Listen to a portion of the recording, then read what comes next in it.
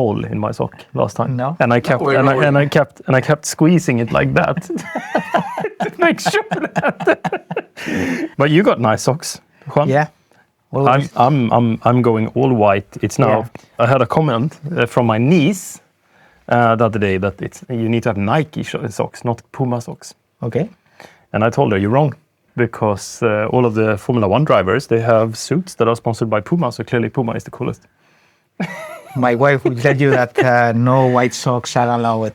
No, but it's new now. Like now the fashion is actually in. What you do is that you have shorts. Okay, you can have any type of shorts, and you have a really nice oversized t-shirt, and then you have your socks up. Okay. And you got really nice sneakers on. So they can be white then. Yeah, no. Now it's in. Okay. It's like you should have white socks. Shit. Yeah. Don't worry.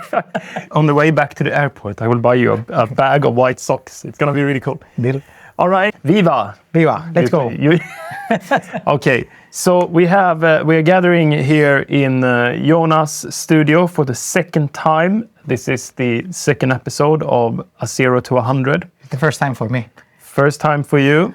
Welcome to this fantastic show that is going to go through the roof. Nice. So today we're going to meet with Juan, and Juan is the Chief Product Officer at Fast Track and also an old friend of mine, and we used to work together in another company. So this is like, we're going to get to know Juan a little bit and how he thinks. I think let's before anything, actually, I'm gonna go straight into it. I'm not gonna leave any time to like get to know you at all. But I'm just gonna. What's so special about you, and it's actually quite weird to me, because I've never met anyone that has the skills that you have. So it's like Juan, in a nutshell, is essentially a person that is super adapted to change.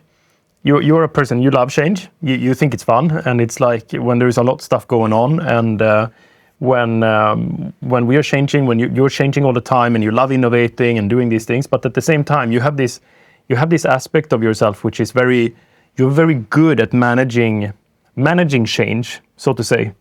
A lot of people that are very good at asking the right questions around change, they can often be perceived a little bit as blockers of change. But you are a person that embraces change, but then at the same time, you're very good at that aspect of not just doing things that are new, but how do we collaborate as a team? How are we coming together? How do we ensure that whatever we are putting in this change that we're putting in place, that it's going to last and that it's going to work out in the long term? Do you recognize yourself when I talk about that stuff, or? It's going to be fun, my answer. Because I'm very risk averse in essence, but then I really have to learn, because change is everywhere. And all my life, even if I well-established companies, there's been change all the time.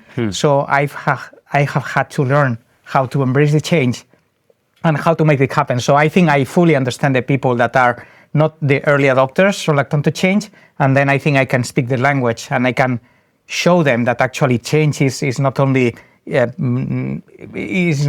not only interesting, is necessary, it's a must.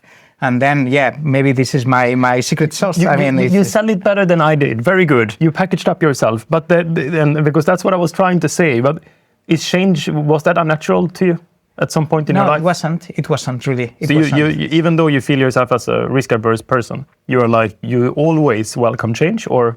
No, because we need to understand why the change is needed. And then once you fully understand, then, okay, all the fears go out, because actually not changing is worse than changing. Then it's like, okay, let's make it happen. When did you realize that, though? Because, I mean, at some point, isn't it like that? Like, that as people, we are programmed in a certain way. So sometimes we have to teach ourselves how to think certain things. Yeah, it's by failing in other situations, like saying, actually, there is some change there. I'm just the guy that is kind of stopping, and then realizing I'm not helping anyone by being that guy. So it's like, okay, let's embrace the change. Let's do whatever it takes. And then I will be able to raise concerns when I'm embracing the change, and then everything will be moving properly. Nice. Yeah. Have you always had positive change? Have you always perceived change as positive? I have a positive attitude in general, so... Yeah, you have. Yeah. 100%. Yeah, exactly. Viva. Yeah. Yeah. But it's something, over the time, I think, I'm used to that. And now, It feels natural now, I guess. Because the thing is, like, when you started Fast Track, you started in January 2025, and we welcomed you into our team. I've always struggled a lot about finding people to put in, to work close to me in the C-level team. I think because my idea has always been, I don't know, I always struggle to get people to understand what Fast Track is all about and the culture, and I've always been reluctant to bring in, because people, that starts in C-level position, whether, in our age and with our experience, they typically have a very strong ego. So people bring in their habits and they bring in, so it's very hard to reprogram people when that happens. And that's always been a driver for me, why I felt it was very difficult to place people into the C-level team and into the leadership team. So it's typically, I've had a very small group of people that I wanted to work with. And then at the same time, I remember Chris, one of the co-founders, we often speak about, like, kind of why Fast Track, why did he leave Batson to come and do Fast Track, why did we do this together? And he often mentioned that it's just like, well, I wanted to work with my best friends. And there is something, like, even though that's Chris's thing, like, there is something true in that. Like, when you get together and you start working with your friends and you work on equal terms and you have similar cultural values and everything and how you do it, right? And I felt when it was a very natural fit, I always wanted to work with you. I mean, we go way back, okay? Yeah. So we go way back, but I felt that you brought that to the team. We really needed a Juan, like in Fast Track when you started in January. So in 2025, it's like 1.5 years ago, something like that. How was your experience actually, like joining Fast Track? How was that? You had a huge career with King. Yeah. Just coming out 12 years, you told me. Exactly. You were 12 years with King. I mean, King, like, let's stop there a little bit. Like, this is like, who did not play Candy Crush, like, for endless hours? How this company, why did you leave King? Yeah, that's the right question that everyone is asking me. I must have been very convincing. Yeah. No, but it was a King. We've had many different Kings, so it's not the same the King at the beginning where we were just releasing Candy Crush. Whoa, hello. Yeah. Oh, nice. Okay. And then we have the King after the IPO, and then we have, Gibson. Ska du gå dit bort? Even a company like King. Gibson. Yeah. Gibson, gå dit bort. Gibson. Kom. Kom. That's I go. Gibson, come. Kom in. So, and we're trying to keep a straight face. Yeah. No, what the do best we do dog now? in the world. He has the same color like my dog. It's just a different breed, but he's so funny. Similar. Yeah. Okay, where were we? We were at King somewhere. King. Why on earth did you stop working at King and come to Fast Track? Yeah, no, because there've been many Kings and everything has been changing as well at King. But what I was looking after, and so one thing is obviously trust, because I think we know each other from a long time, and I could see, okay, I don't know the company, but I know you, and I could trust that actually what you were telling me, that was right. And what I found, what you told me, is a growing company, and for me it's super important because growth gives you all the actual. You said that in the taxi. It was quite funny. It was just like there was another story. It's completely disconnected to this, but that growth, and I haven't thought about it that way. But that growth gives you freedom. Yeah, that's it. I remember when King was acquired by Activision Blizzard, and Bobby Kotick came and did an all hands meeting, and then suddenly someone asked, "Oh, are you gonna change something about King culture and all that?"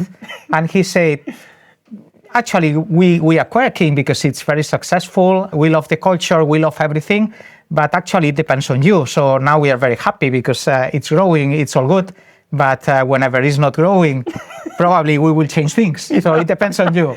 And it was a very honest statement. But you almost gain trust by doing something like that, because you're okay, as long as it's growing, we're not going to change a thing. Like you're doing the right thing. So it's like, but it's true. Like I think Fast Track has. We've never not been growing. We worked very hard, obviously, in order to get into a position where the company keeps growing. And clearly, we have been navigating all the things that are happening in some of a good way, with considering that we keep growing. So I mean, at least from the point when we launched the CRM solution in let's say that the official launch was kind of in 2019 at ICE. Since then, we never had a quarter without growth. So I mean, you buy yourself a lot of freedom. I agree. You have, as long as you keep growing, you buy yourself a ticket to kind of do whatever you want, because people are gonna be okay. You keep growing. It's fine. You can do what you want. But that's an honest answer. Yeah. Yeah, and growth means pain as well, because the company, when there is growth, probably it's not prepared. And actually, when you're growing a lot, then it's a lot of pain everywhere. And good. And now you got into exactly why I thought it would be so interesting to talk to you. And the pod is called From a 0 to 100. Yeah, from 0 to 100. It's not a 0. From 0 to 100. And in the last episode, we had Patrick Patocki here, the Chief Technology Officer of Fast Track. And obviously, I've known him since we were pretty much children going to school. And we work very closely together in innovation and like bringing new things to life. And we love that type of thing. But today I wanted to speak a little bit about growth pains, because something that you have really brought to Fast Track, I think, and we really needed it as well in January 2025 and onwards. And I want to talk about and pick that apart a little bit, is that you have this really good way of dealing with risks that are and people and collaboration and like all of the aspects of communication in order to bring people together and bring peace into a very like chaotic environment. And I think partly it's because you're so peaceful and optimistic and happy yourself. But I want to talk about that process, and I want to talk about what you do that makes that work, and what you think at night. Because I mean, when you get to know Juan, you also get to know a person that is, I don't know if I would call it an introvert. Is that like a right way of putting it? Yeah, introvert. Yeah, definitely. I hope that is in no way. No, it's... Because you're a person that is like, you respond to change in a very interesting way. Because when I talk, I can be quite disruptive. Yeah. Yes. And especially when in our leadership meetings or in a one-on-one or in like, the disruption is kind of with me, because I sort of feed from it. So for me, it's very important. And, whenever we have a one-on-one or we talk about stuff, you're never too fast. You're never too fast in just giving me an answer. A lot of people want to give me an answer, but you don't want to give me an answer. You're silent. I need to reflect. Yeah, but it's like in a very comfortable way, I talk to you. I don't feel like I should stop talking, because sometimes when you speak to people that are, you know what I mean? Like risk averse and so on, like it can be like, no, I need to stop talking now because this is getting uncomfortable for the person next to me. But you're different. You're very easy to talk to about change. Yeah, because I admire these people like you, that you are driving change, because I'm more conservative in general. So then I'm not the one driving, strong vision ahead, what's going on in 2 years. I'm not that guy, but whatever vision I buy in, then I make it happen. So I need to fully engage. So I really respect all the disruption, all the noise, all the very good ideas that may come, some other not that good ideas maybe, I don't know, potentially. But I like to reflect and actually let's make it happen. And then it's not direct answer how to make it happen, because you need to onboard everyone. You're often a person that is like taking, and actually that admiration is mutual. Whether I've ever told you that or not, is like that skill. Sometimes you and it works actually, even when you try to practice a muscle. Sometimes something is a little bit unnatural to us, and when you're very passionate and you want disruption and you have big visions and you want to do things, it's actually something that is important to, I do it, like, even though it doesn't come naturally to me, sometimes I try to shut up and just listen and step away and think, because it works the same way. It's not, I'm gaining the same out of that process as you probably do. It's just that it's probably not something that comes as the natural response to someone talking to me, right? But it works. But you're typically a person, I go into a meeting, I would have some ideas or thoughts or something like that. And it's good, because typically when I speak to you or anyone else speaks to you about innovation, we don't really want an answer straight away. We just want to vent, because sometimes there are things that are ideas that we haven't really processed, and then we want to vent. And you typically take a day or two. And then you're very structured in your response, and you come back like, this is how we're going to do it.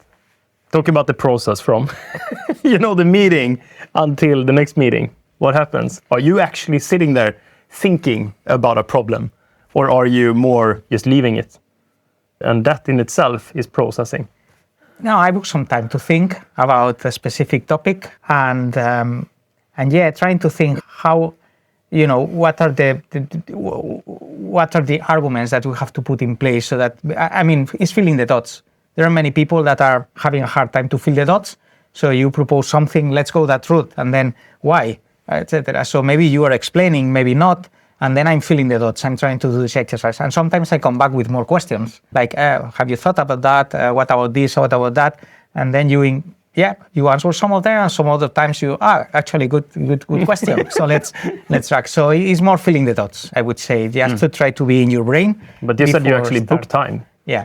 Yeah, because when does it happen? When is your thinking time? Is it at the night? Is it during the day? Both? It comes. Yeah, it comes depending on the topic. Is it like you have to make it come in your head, or it's like no, it's like it just comes? Yeah, it comes. Yeah. Okay. I work very well with deadlines, so if I know I want to give you an answer in 2 days, then I'm opposite, right? I hate deadlines. Yeah, I hate love. I have a very weird relationship to deadlines. I always make it work, but I don't enjoy it. I enjoy the free creative process. Like my calendar is open. I don't want if there is too many meetings, I'm canceling half of them. And then I'm like, I need space, like just to focus on where the creative process needs to be. I know, we're so different.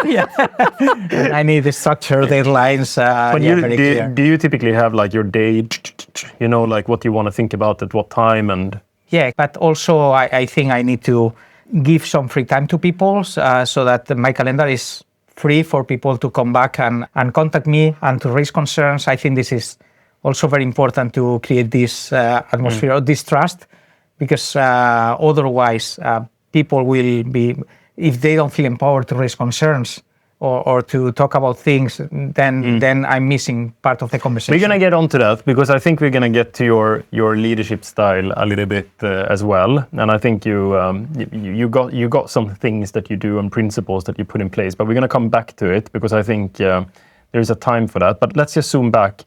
So when you started at Fast Track, I remember the time, because it was 2024 was a huge year for Fast Track. We had a lot of growth.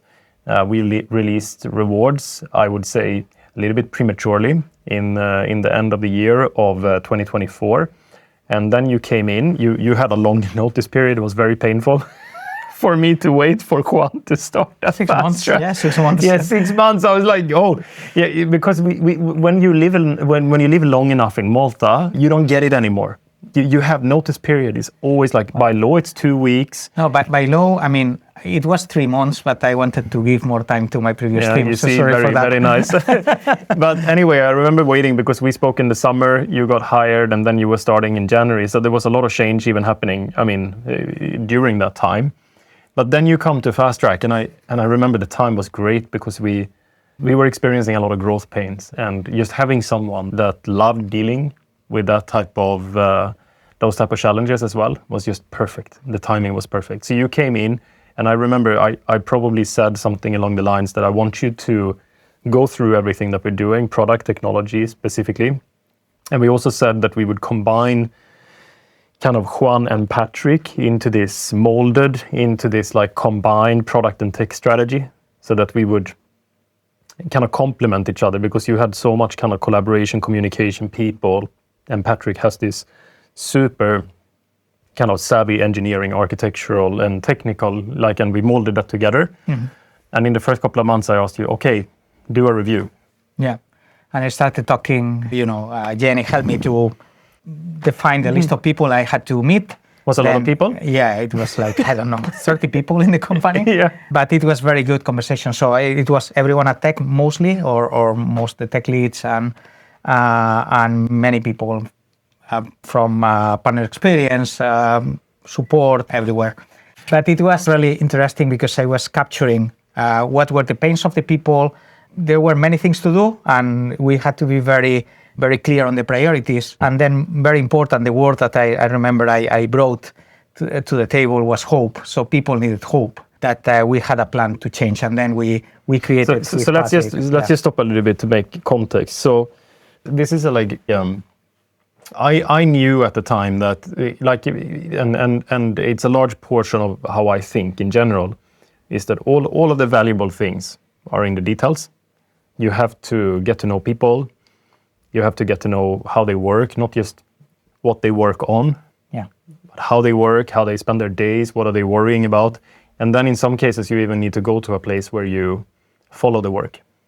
So you every day, you feel the pain. Feel the pain a little bit so that you can see, because a lot of people are also very good at hiding pain, so you might not actually see it. So you need to get closer to it to actually experience it. And I knew that effort was required for us to actually get to a point where you would, or someone at the time, but it was you that got kind of the initiative to present back a strategy to Fast Track to say, this is what we need to change or what we need to do differently, and develop a strategy around that. And I knew that for me, it would be very difficult to get on board unless someone spent the time with the teams and understood their work and followed their work. So you did that, and I'm sure it was more than 30 people, but it was probably 30 plus, maybe. And meetings and notes and everything. And you were just saying that you started feeling that people needed hope. And I think it's important to put context into this, that Fast Track has been growing a lot. And at the time, I think we felt like we had a lot of initiatives going on, but at the same time, we didn't hire or we didn't manage to find engineers as quickly as we wanted at the time, especially in 24 and towards the end of that. And they were a bit stretched, right? But I think everyone, including from the leadership perspective, could see that, no, it's not just a hiring issue. There are a lot of ways we can look at this problem, and there are probably other solutions to come into play in order for us to get people into a space where they feel like they have time to do their job properly.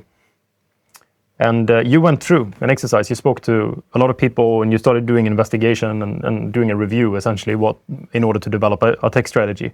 Exactly. And you said that one thing is that we needed to, I remember it's in the presentation, is that we just need to give them, people need to understand or buy in, have hope that whatever we are investing in right now is going to be different. Yeah, because all the pain comes from growth. So they need to understand that it was not intended. It's just a consequence of a very successful year. Mm-hmm. But then it means that we need to adapt and quickly to actually find a way for people to be working in a very sustainable way, putting processes into place, making sure that, we go back to normal. But after big growth comes big pain. Yeah. But people need to understand that. I mean, growth is great. I mean, as you said, growth for any company and this is true for every business around the whole world, right? You would, first of all, much rather work for a company that is growing than one that is not. I mean, the thing is, like, some people have never worked for a company that never grew, so they have a lot of opinions. But I have spoken to a lot of people that have worked for companies that did not grow, and I've also spoken to a lot of people that works in, let's call it, normal companies that grows a little bit. Yeah. Like the 5% per year or 6 or 10% per year. And this typical Swedish company where you have time to talk about everything for, month's end, and everyone is coming together, and we're having democratic solutions, and we are voting, and we're going. But when you're experiencing high growth, like in 2024, I don't know what we were growing, 60%, I don't know, it was something like that, right? It's huge, right? But you much rather be in a company that is growing because it's vibrant, things are happening, there is innovation. It's a very good problem to have. Yeah. But not people at the time, like sometimes people don't see it maybe. I think this is what you meant. I mean, you need to experience what happens in a company that is not growing to realize that, this is not the where to be, the place to be. No, but growth can be really uncomfortable. And I think, I think if you are, for me, I wouldn't survive without, a sufficient amount of change and challenging kind of what's going on and finding better ways, because that's pretty much in the DNA of the company, and also like how I'm programmed. But growth pains, I mean, okay, so you identified, I think it was like 7 different strategies. This is like obviously contextual to Fast Track. I think the most important part is that you actually took the time and you sat down and you spoke to people. Because everyone was super busy, and I could have just arrived. And honestly, like, as being a new leader into a company as well, and I'm sure, like anywhere, people would say, "Oh, who is this new guy? I don't know him. What is he? How is he going to help me in my job?" right? Yeah. No, but it worked very well. I don't know. It's true that there is my style, my openness, but I'm very grateful that everyone at Fast Track was very welcoming, very open to share, because they make me. It was enabling me to actually build all the picture and present it to the C-level and say, hey, we have to create this plan. Yeah. And you came back to me, and that's what I meant a little bit with the context. Like in our context, there was like 7 different initiatives, I think, in the tech and product strategy you guys presented. Then you took all of those findings, you formulated that into a strategy, and then you presented it back to the teams. Yeah, together with Patrick, because we were all Did you get immediate buy-in from the teams around, this is going to solve all of my problems? Monday morning, I feel better. Yeah, no, I think they were a bit skeptical. Yeah. But it was shared there. We committed by the end of the year, will be this, and we will meet again and we will review if we are delivering towards that. So it was very fulfilling. That's a really good way to do it. You put together essentially that, we have identified. I think whenever I'm looking at change and communicating change, one of the things that I spend a lot of time on is giving context. It's like, what's the method of me arriving to what I'm communicating today? I've always felt that is very important. And I see that you do that very well in all of the work that you've done as well. And I think that works. If you go and deliver a strategy, the first couple of slides needs to be about, okay, this is what we made, what the work that we have done in order to arrive to the conclusions that we have today. Because people need to be brought on board. Why should I trust what you are saying? But if you say that, I've spoken to all of you, I've written down, I have everything here on a notebook in terms of like what everyone is saying, we've processed all of that information, we have sat in endless workshops trying to figure out what is the best way, and we're coming back to you today with this plan. This is what we think is going to be the best kind of solution. And this comes from years of experience and us testing a few things that we've never done before and this and that, right? Yeah. And then it's not only the plan, it's what we want to achieve. Yeah. Because we cannot like the outcome, tackle right? all the problems at the same time or all the issues. So let's focus on this. Are you going to be happy if at the end of the year we are in that picture that I'm presenting to you? Yes. But there are more things, but are you happy if we are? I wish we were. Okay, let's go that route. Let's push for that. Yeah, and I mean, if we even unwind and we look at why is that even important, then I think Fast Track has always had as a core strategy inside the company to be a world-class employer. And it's not being world-class or having trophies or anything. That's never been the core purpose behind that. The core purpose behind it has been that we want to have a lot of trust in the leadership. And a very engaged kind of workforce, if you want to put it like that. We want to have very engaged people in the organization, because we know that when we do this multiple times a week, and in some cases, very big changes, like even month on month, we want to make sure that everyone is on board and that we have trust in the leadership, and we also have a high engagement and collaboration towards the common goal at the end of the day. And I think at the time we recognized that tech needs some attention. Yeah. And the timing was perfect. So where did you end up? Like, you did identified 7 different areas. I think some of it had to do with the overtime aspect of dealing with growth. Yeah. There was a lot of key engineers and so on that was like very roped into, issues on the partners when they were using the system and getting called at night. And there was a lot of disruption to their work. And we needed to set up a proper 24/7 support. Yeah, that was one part. I remember there was also a lot of stuff going on around how we did support in general and the structure around support towards our partners. Yeah. I think everything started being, we go to this one person that is solving all of my problems. And we needed to set up something that was more scalable at the time. Around releases. Releases was a big one. Yeah. We were doing releases like a little bit, however. Yeah. And no one, I think... This is so funny because, at some point we might come back to releases and like how to manage releases in a product. We're like all over the place right now, but we used to be in a place where me and Patrick felt, no, we need to be able to release at any time. But it didn't mean, just pushing out releases left, right, and center and potentially having problems with releases. It had to do with, it was more about the philosophy of that. When I'm a developer and I'm finished my piece of work, I should be able to release it and go on to the next thing. Yeah. But that was another thing, release schedules. Exactly. Versions, testing. Yeah. And releases in particular, we had tools that were working for small number of partners, but then with this number of partners increased, duplicated, triplicated, then the tools were too slow, it was too painful. So having too frequent releases was against everyone, against us, against partners. So that was one of the discoveries why we are doing that many releases if nobody wants releases. Yeah. And what else did we have in there? Do you remember? Yeah, we have... I don't remember. No, actually, there was two more on the bottom. But it was anyway. I think the 24/7 team, and there was a couple of them that we knew were going to be very impactful. Yeah. But then we got to work. We started working, and that's one of the great things about the company and the buy-in that we're having. I think you said that people were maybe some skepticism towards the strategy and all of that, but I think that's more a reflection of I'm tired and I see like change and like maybe it will work, maybe it won't. Because I mean, what I saw on the other side was that everyone just, embraced and started helping and started working. So it was immediate, Because there's something around the company that I found that it was, a very good surprise. And it's funny because when I arrive, people saying, "Oh, you're coming from King, that big company. You know everything. You are agile, really." And then explain us how is agile. And can we do that one? Because it's like I remember, like just to like sidetrack a little bit, because I remember that the whole company was like, "Oh, how did it happen?" Because they wanted to have a session on agile. No, because people were asking that to me. So what means agile?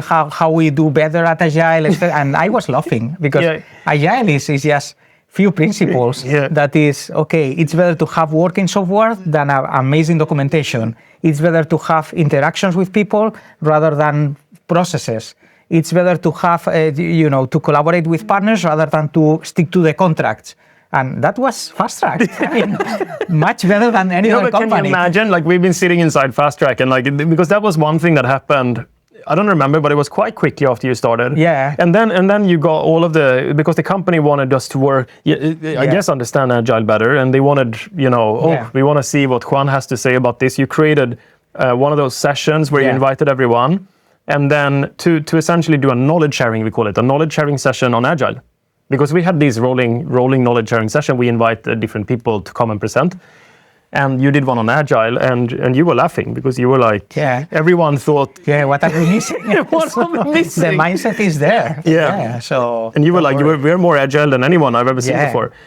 But they confused it with a kind of Scrum then, I suppose. Exactly, because there are methodologies, then we can talk, but in terms of principles, it's the most agile company I've ever seen. And this is why all this tech strategy and everything worked, because people they're all in on making sure that. But you mentioned something like that it's important to focus on the outcome, that you focus on working product rather than documentation. And I think Fast Track, we are very precious about that.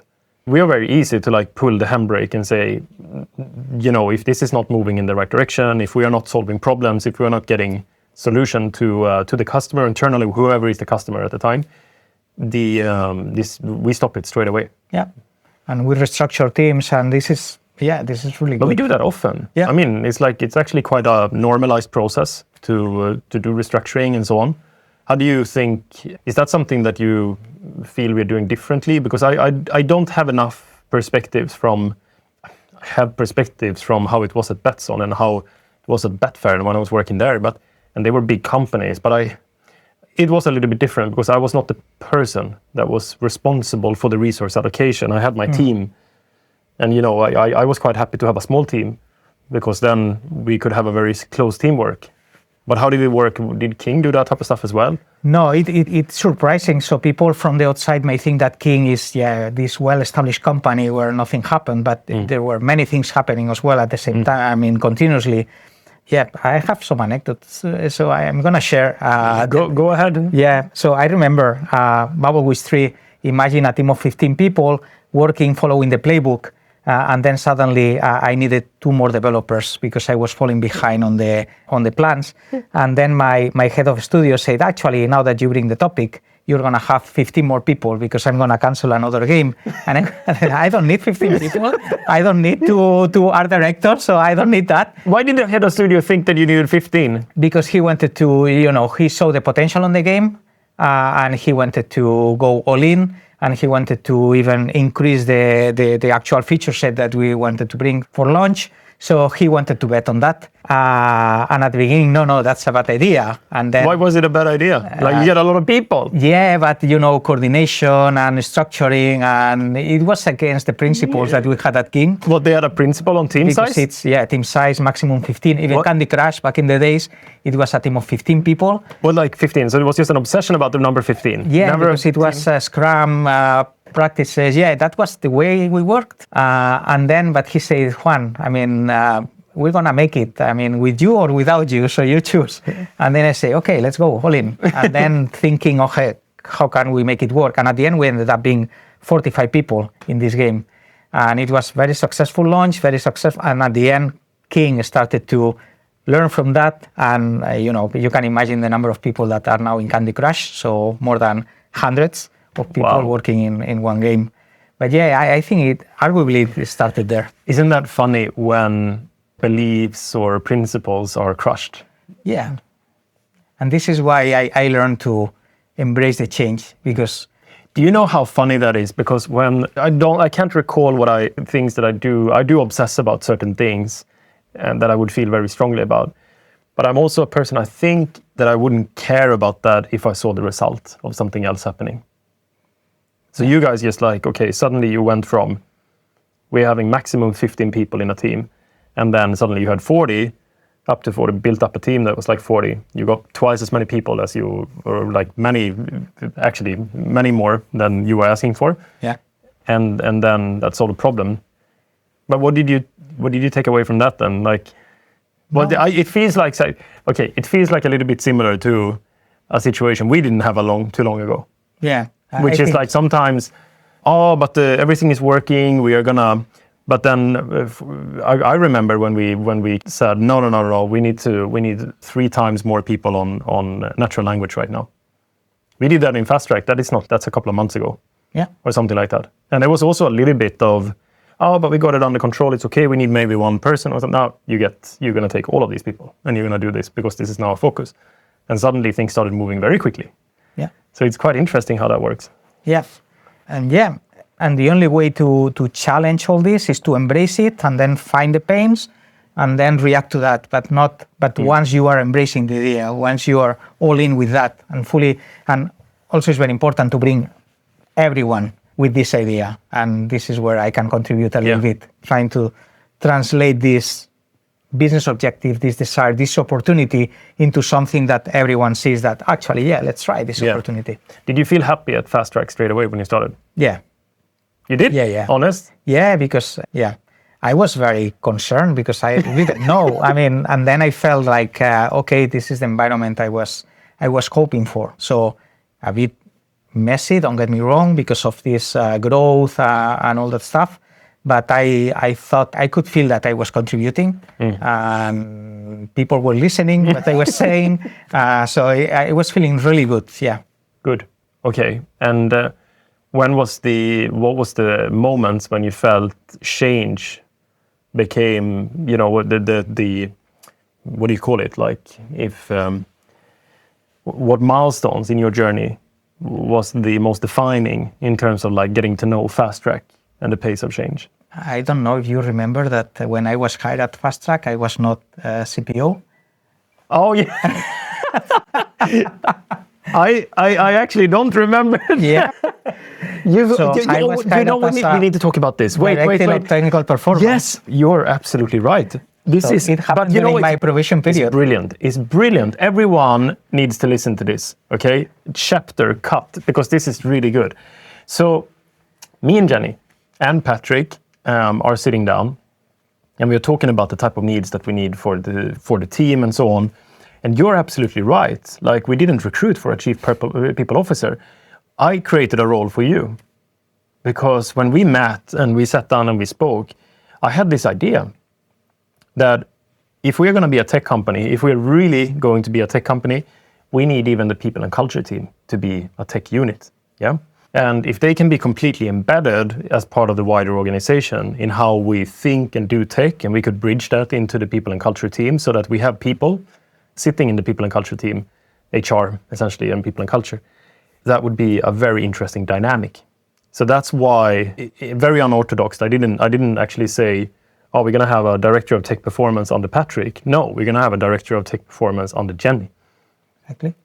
As chief people and culture officer. The thing is, like, you came, yes, and you started that review with that role. How long was it until? 3 months. So 3 months, instantly. No, but I obviously we realized very quickly that no. You're right, because I jumped the gun. I said, like, you and Patrick were molded into this one, but it was actually molded into that when you took the position as chief product officer. Exactly. But it made a lot of sense. Yeah. So then, answering your question, it was very so. So changes are happening. How did you feel about that then? Surprised and honored and happy. Good. Okay, but it was a good day at least. Yeah. I hope. And then we delivered the tech strategy, and then soon after we started with Fast Track AI. That was not part of the tech strategy. Can I just say, like, I actually think that was it's still a great idea. Like, even though that you took on a bigger role as chief chief product officer, that is still a great thing that I believe in wholeheartedly. And I still work with the people and culture team a lot. I really work with them in order to evolve their own technical kind of knowledge and really getting involved rather than sitting on the buy sides and just, from an HR perspective, just being that person that only speaks about the people, not about the technology. I believe it. Actually, they are part of the AI transformation that we are living. Exactly. So they have their lovable accounts and access to cloud. So it's amazing that it's everyone in the company. Yeah, no, we really took that to heart. And I believe, like, to this day, I believe that it would be good for any company. I think it's a great recruit to actually put tech people inside HR or inside people and culture. It makes so much sense because you bridge two worlds together. I think that from a people perspective, engineers and kind of tech can be a little bit scary, and it can be hard to understand what people are doing, especially if you're feeling. And that, when you don't know something, you can fear something. And the people and culture teams plays a big role in change in that sense. So very exciting. Okay, good. So getting promoted to Chief Product Officer was like your first feeling of change. What other milestones can you think of? Tech strategy, delivering the tech strategy, that was very good. And then starting Fast Track AI, and then learning from rewards, making sure that Fast Track AI was going to be a super successful launch, as it was. No, but talking about Fast Track AI is a little bit of a journey. We need to unpack that a little bit, because that's a change. I think this is where you have been very this episode is a lot about dealing or talking about growth pains. And you came in and it was a different type of growth pain. It was kind of an accumulated growth pain that got untangled and unboxed. But of course, like as any other business, we want to bring new things to the market. We want to innovate. We want to build. And we have just come from a place where we launched rewards, I think. And there was actually not much wrong with that launch except for our own internal not collaboration, but our internal planning around like kind of how we launched the product. And I think we wanted to take all of those learnings and do that in a really great way when we launched Fast Track AI. But that was also a project that was, we were very curious about new technology and how we're going to use natural language in order to operate the platform. We set out in one of the goals and milestone cycles, which I spoke about in the last episode as well, is our strategic framework for how we do strategic planning for Fast Track. And we had, I don't know if it had a name at the time, building a natural language platform, if we call it Fast Track AI. We might have called it already. And this was before the summer. And I think very quickly, we put together a team, and very quickly we realized that this is going to go much further than a prototype. Because when you look at Fast Track's tech stack and everything that we've been building towards, I think we have in a sense, been waiting for this type of technology to come along so that we would have the natural language capabilities to create this kind of interface and this kind of version of the platform. So we were very well prepared. And when we started prototyping it, it went very quickly. So we put together this interface where you had a chat box similar to ChatGPT, but it was sitting on top of the APIs of the platform. Initially, I think we actually tried full CLI. There was like actually having access to every single endpoint and as a deep agent pretty much. And the models were not good enough, so it couldn't actually use the methods and the APIs in the right way. So we backed up and we said like, no, we're going to build what we call an MCP instead. And the funny thing is that there is a lot of companies right now that is focusing a lot on building the MCP.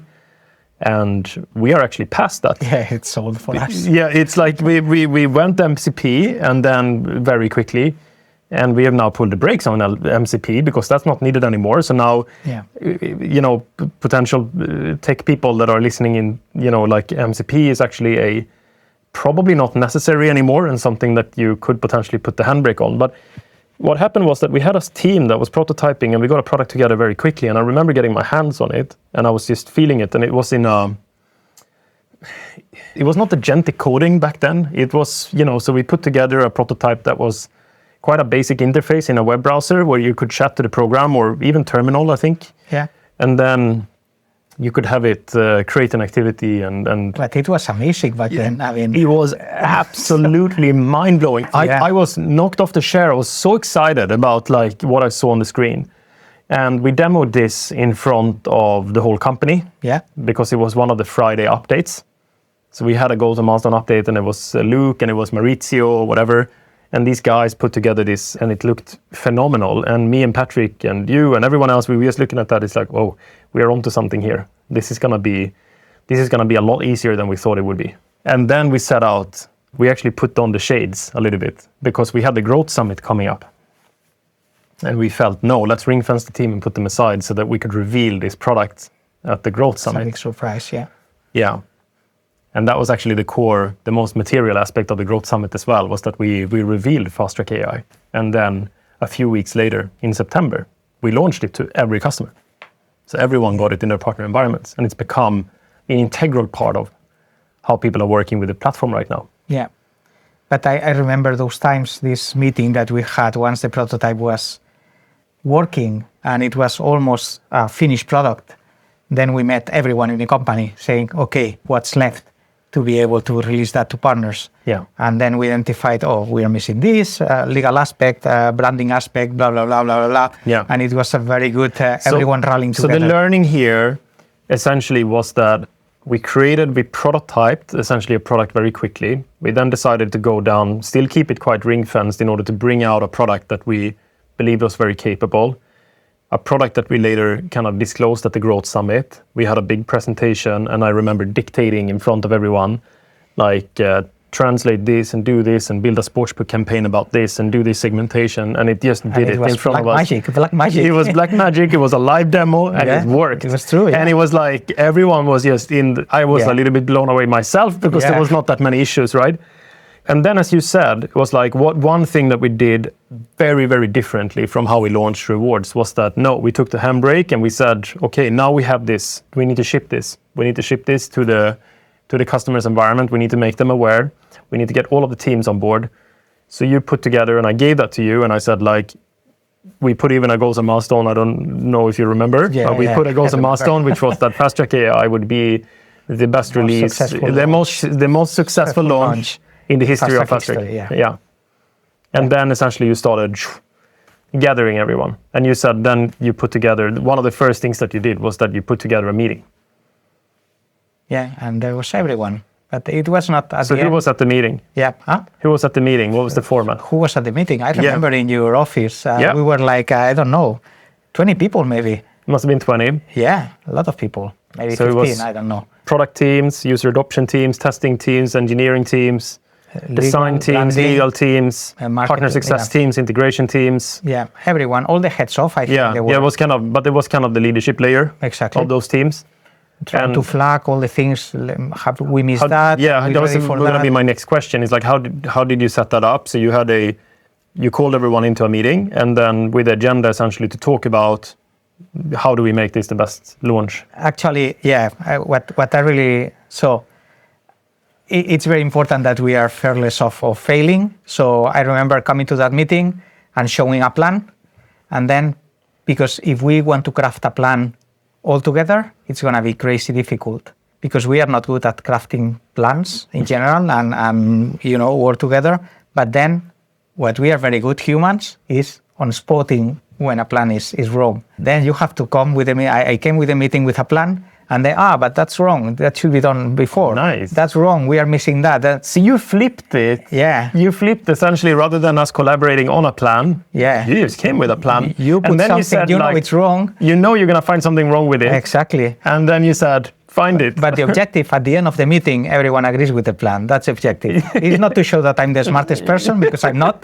But by the end of the meeting, there is a plan that everyone believes in. I love that idea. Yeah. It's such a good way of doing it as well.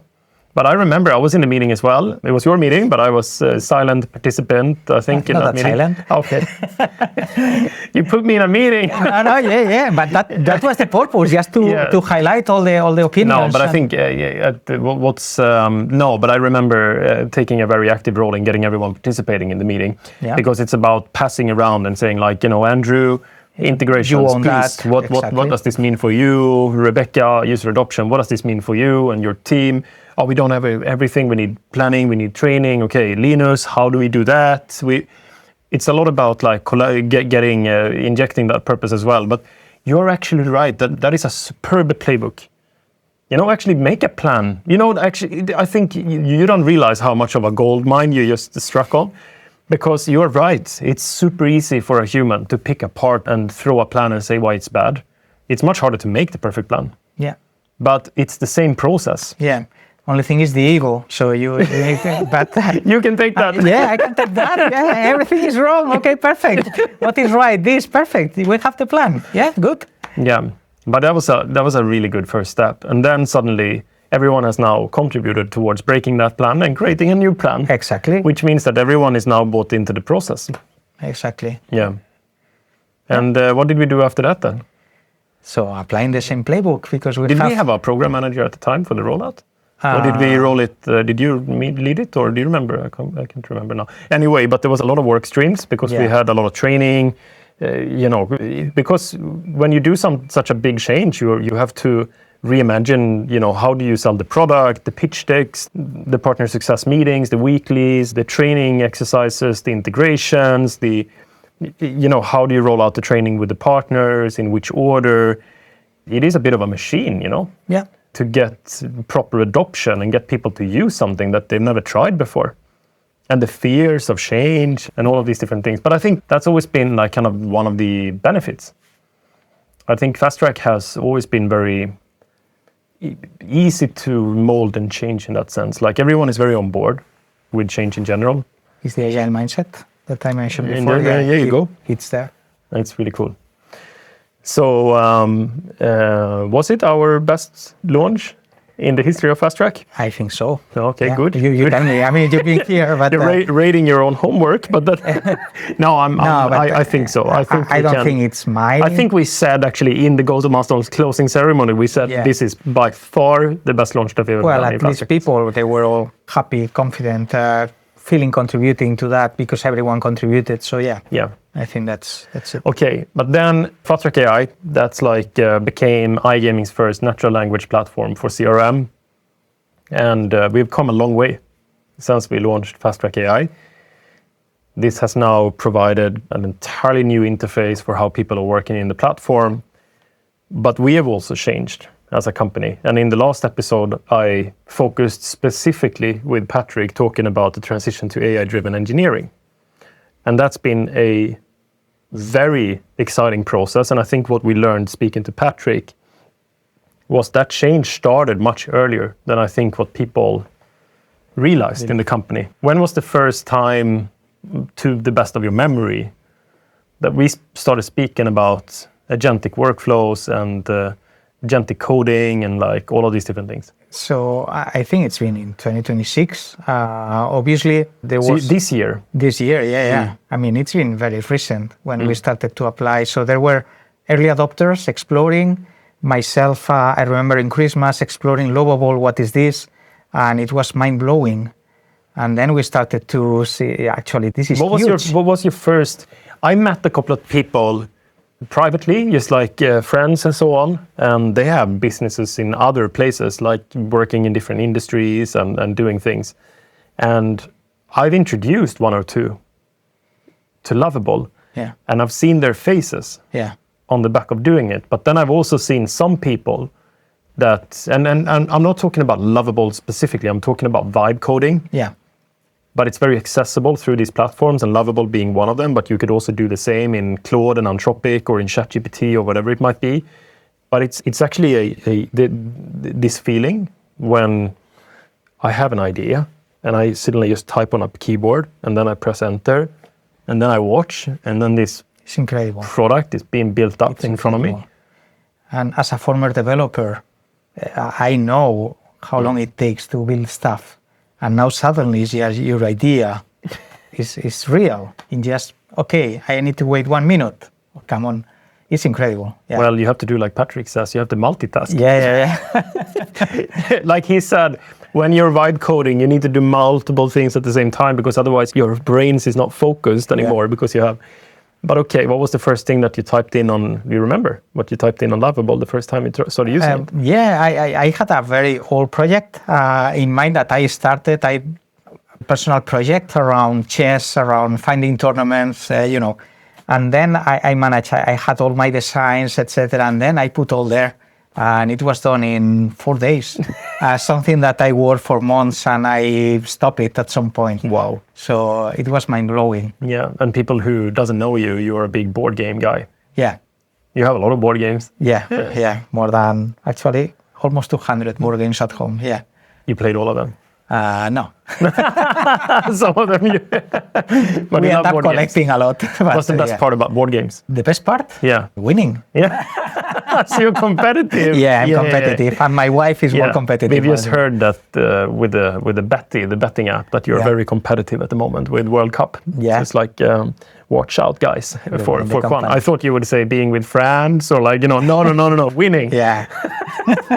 Anyway, so I mean, the vibe coding, because that was probably the result of, me and Patrick, we started talking about it in some meeting, end of the year 2025. I think we said in the previous episode as well that we had this conversation and we started encouraging. I think the philosophy in the company, as soon as we started sharing and we started talking about it, the philosophy was that we need to get as many people as involved as possible. They need to experience. And I think many times when people are reluctant to change, so if I'm like not getting on board with things, it's typically fear. And fear, at least in my life, has always been, when I meet people and so on, is always rooted in what I know and what I don't know. So if something feels very new to me, I have a fear about it rather than feeling inclined to do it. So if I get to experience it, and I think that's true for cultures, for people, for languages, for coding, for new technology, whatever it might be. It's like if you lean in and you get to know it and you read about it or you start using it, you very quickly start realizing that this benefits and this is so cool and like this is fun and like you start getting all of those things out of it. And suddenly fear doesn't exist anymore. You become very excited about change. And that's something that I've always applied in at least in my leadership. So when I'm thinking about including the organization, I think it's very dangerous when an organization becomes very top-heavy or isolated so that only certain people are privileged in order to get access to certain information. I think you have to spread it. You have to make everyone have access as much as you possibly can in obviously, maybe it doesn't benefit to share everything, but as much as you possibly can and get everyone access. Yeah. And we did that in Fast Track. I think that was brilliant. So everyone, people and culture, workplace management, finance, so everyone had to experience what's coming. And I started getting like everyone building. Yeah. And it's just like, wait a bit. Expense management system, budgeting solutions. Yeah. There was like marketing event solutions. There was like vacation planners, SRE time management. Many of them have gone to production. They are most in production now. But there's still been like an overload of ideas and innovation. But the idea was more. But imagine the opposite. Yeah, exactly. No one doing anything. Everyone exposed to that. Yes. And understanding. And it's great. And now we're having a different conversation. And suddenly, that is a conversation that I think most of the people in the organization would never have, which is that what happens when you put too much into a platform? What happens when you move the system of record from one place to another? How are you going to maintain and ensure that you're developing a solution here and that this can stay in this organization and you can achieve a sense of business continuity even over 10 years? And suddenly, we're having this conversation with people who's never, ever built a system in their entire life. Exactly. And it's exciting. Yeah. Imagine, okay, for Fast Track, for us, it feels normal, but it's not normal. No, when I talk to my friends and I explain, look, what's coming? I mean, what's here? We are transforming ourselves. And they're like, yeah, we are maybe exploring now. And you're late. I mean, come on. And but it's like that. And I think it makes me very proud when we see like Fast Track has come such a long way. And now we're kind of spearheading. We transitioned to, I think when it comes to change, Fast Track is very fast on change, but then at the same time, we also have this concept of pacing ourselves. And I think we've been really good at, because there are very clear examples when we didn't change very quickly. For example, when COVID hit, and you were not at Fast Track during that time, but Fast Track was going through this period where everyone started working remotely. Overnight. Yeah. Okay. As everyone. Yeah. Like we had to, and then suddenly you see Facebook, you see this, you see the big companies, all of them saying, offices are not needed anymore. No one gives a shit. Like, let's start moving from everyone's working from home. This is the new way to work. And for some reason, I couldn't really put my finger on it, but I felt very uncomfortable at that time. I was like, no, we need to take it easy. We need to have patience and we need to wait because we don't want to. And I think it was a little bit connected to the fact that stuff like salary, stuff like, whatever, I'm mentioning random things, but pay, incentive programs, working from home, working from the office, perks and benefits, like all of these things are very hard to change. Once you give a little bit, you cannot take it back. It's a little bit like you have to really seriously think about it as a business before you implement something, because it's very hard to bring it back, right? And I always felt that would be an issue I'm not entirely convinced whether remote working is the way, right? But if we go that way, so if Fast Track suddenly becomes the company that is remote working, which I fundamentally disagreed with, I felt like wholeheartedly that this would turn into something that we could never reverse. And I mean, we are still having conversations. It's one of the hardest topics ever to talk about. Maybe not remote work in general, because Fast Track is not the company for that. And I think the reason is very clear. Is the pace of change. I think a lot of the change are happening in the corridors of the office, in the way we are set up. But still, I feel very glad that we didn't rush that. And there has been other change as well, that people have been very fast, in acting. When it came to the AI-driven engineering, I think we acted very fast. We felt that was very aligned with how we saw the future, provided that, we wanted to digitalize the iGaming industry and deliver the first self-learning engagement platform. I think we felt this is completely natural to Fast Track. And I think connected to this, I mean, we have to create experiments to try things. Anything we do has to have a plan B or it's an experiment. So it's not that we are, and then if this experiment is successful, then we roll it out with data, with actual, it's real, it's happening. So this is why some other decisions, they're not good experiments, because then you cannot roll back. Yeah. So I think that's the mindset. I think you're right. And when we're thinking about this transition to AI, I think a lot of people are worried about, engineers in particular are worried about code quality. They're worried about how things are built, not necessarily about it happening. What's your feelings towards that? Yeah, everything is changing and it's super understandable that they are having those concerns.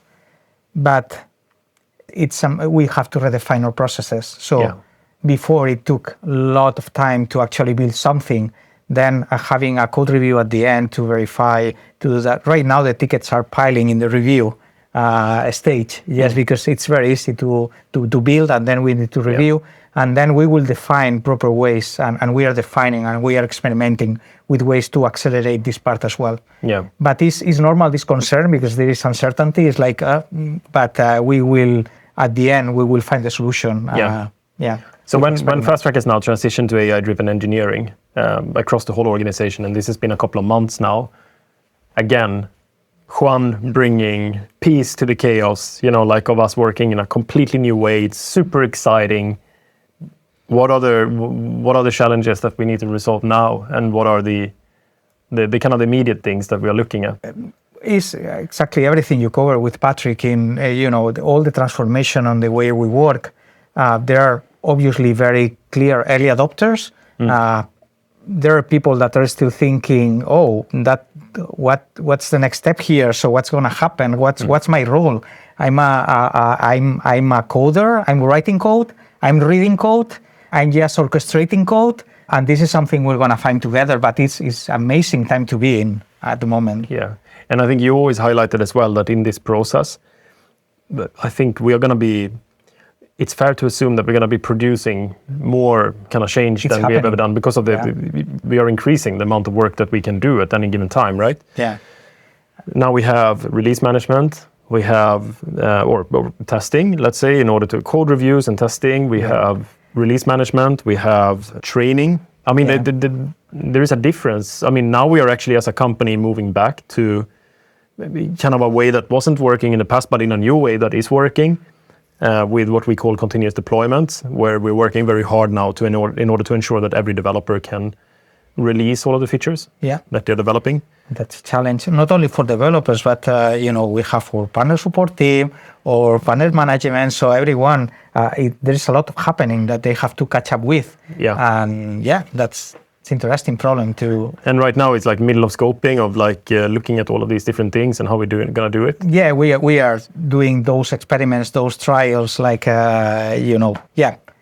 many things going on. The team is doing great at embracing it and learning what are the pain points. Still delivering a very good service, but yeah, there's a lot of going on. Yeah. No, it's exciting. So I mean, like, I think that's going to be another. Let's see if we're still doing these in a year from now. But like at some point in the future, it would be nice to look back and see, like, okay, thinking about this growth pain now, which is essentially engineering teams that are producing so much output. And how are we going to figure out how all of this output is translated into value that is delivered into the customer's environments? And how do we do that so that the process becomes seamless? Because, I mean, as Patrick said together, or as we concluded in the previous episode, was that we have this idea about a closed loop. I mean, the idea right now, the vision is that, a customer is writing to us on any channel that they want to write to us. It's automatically picked up by an agent, reviewing the code, implementing a code change, and preparing kind of a pull request in order to get this shipped out in production. And then we want to click one button if we feel happy with the solution. The testing, the release management, and all of the rest is like kind of taken care in the process. And that would be really cool. Let's see if we have it in a year from now. I'm pretty sure we're going to do actually. We'll be experimenting for sure and moving forward. Yeah.